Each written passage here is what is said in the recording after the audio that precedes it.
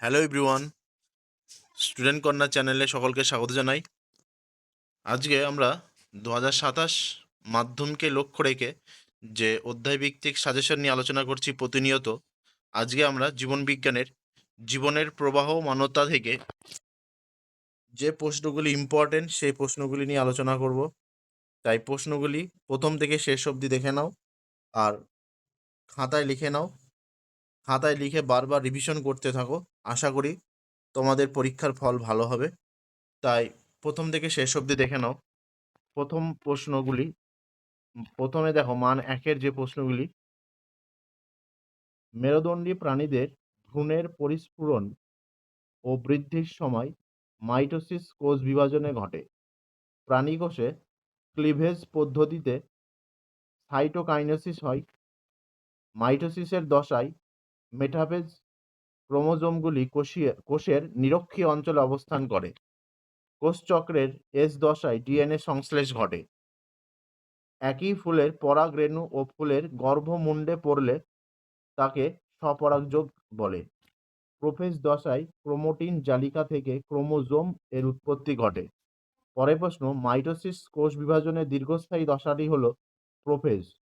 পরের প্রশ্ন দেখো, আরএনএর পিরিমিডিন বেসে থাইমিনের পরিবর্তে ইউরাসিল।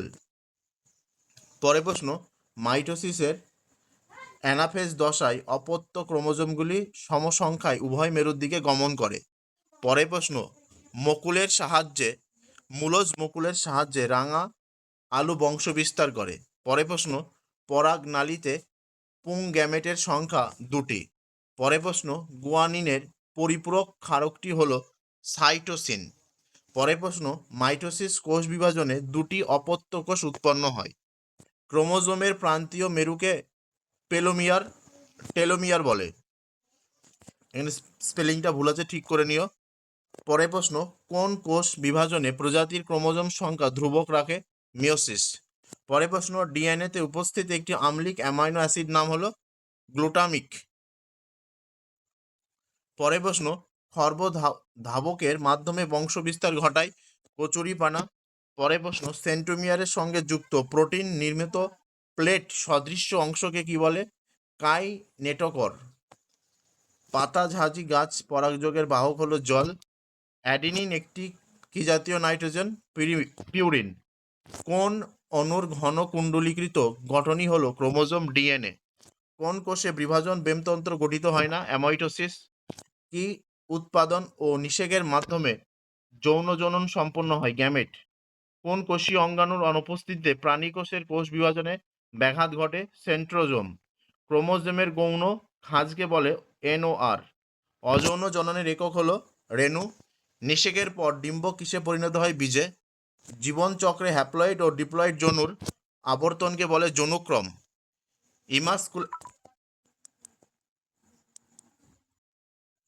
ইমাস্কুলেশন করা হয় কি প্রতিরোধ করার জন্য? স্বপরাগযোগ।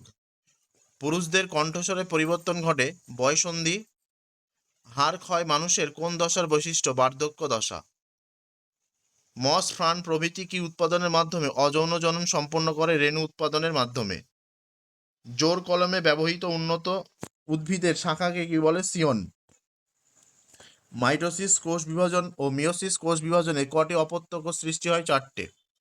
কোন দশায় পৌঁছালে ছেলে মেয়েরা কল্পনাপ্রবণ ও মেজাজি হয়? বয়ঃসন্ধি। কোষ বিভাজনের কোন দশায় অপত্য ক্রোমোজোমের সৃষ্টি হয়? অ্যানাফেজ। মানুষের গ্যামেটে সেক্স ক্রোমোজোমের সংখ্যা কয়টি? 1টি। কোষ বিভাজনের কোন দশায় বেম গঠন সম্পন্ন হয়? মেটাফেজ। পরের প্রশ্ন, কোন কোষ অঙ্গাণু কোষপাত গঠনে সাহায্য করে? Golgi body.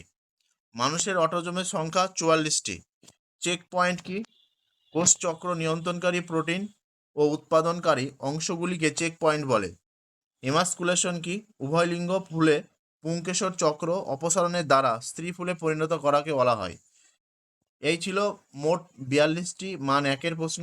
এই প্রশ্নগুলি পড়লে আশা করি এখান থেকে তোমরা অনেক প্রশ্নই কমন পেয়ে যাবে। এর সঙ্গে সঙ্গে তোমাদের টেক্সট বইটা পড়া অত্যন্ত জরুরি। তারপরে দেখো, মান 2-এর যে প্রশ্নগুলি তোমাদের পড়তে হবে দেখে নাও এক ঝলকে। ফুলের যৌন জননের স্তবক কোনগুলি? যৌন জনন বলতে কি বোঝায়? মাইটোসিসের কোন দশা দুটি বিপরীতমুখী হয়? ক্রোমোজোম ও ক্রোমোটিন জালিকার সম্পর্ক কি? পরের প্রশ্ন দেখো, মাইক্রোপোগেশন মাইক্রোপ্রোপোগেশন বলতে কি বোঝো? কোষ বিভাজনের পূর্বে ইন্টারফেজ কেন প্রয়োজন হয়? ইস্টের কোষোদ্গম প্রক্রিয়া কিভাবে সম্পন্ন হয় তা বর্ণনা করো। জীবের প্রকরণ ও অভিব্যক্তিতে মিওসিসের গুরুত্ব লেখো। তারপর দেখো, উদ্ভিদ কোষের সাইটোকাইনেসিস কিভাবে ঘটে? কোন কোন বাহক নিচের উদ্ভিদগুলিতে পরাগযোগ সম্পন্ন করে দেখে নাও ভালো করে। অ্যামিবা ও স্পাইরোগাইরার অযৌন জনন কোন কোন পদ্ধতি সম্পন্ন হয়? পাথরকুচির অস্থানিক মূলের সাহায্যে কিভাবে প্রাকৃতিক অঙ্গজ বংশবিস্তার করে? একজন চাষি অঙ্গজ বংশবিস্তারে কি কি সুবিধা পায়? মাইটোসিসের অ্যানাফেজ দশার বৈশিষ্ট্যগুলি বিবৃত করো। পরের প্রশ্ন, ডিএনএ ও আরএনএ পার্থক্য লেখো। আজকে ভিডিও এ পর্যন্ত।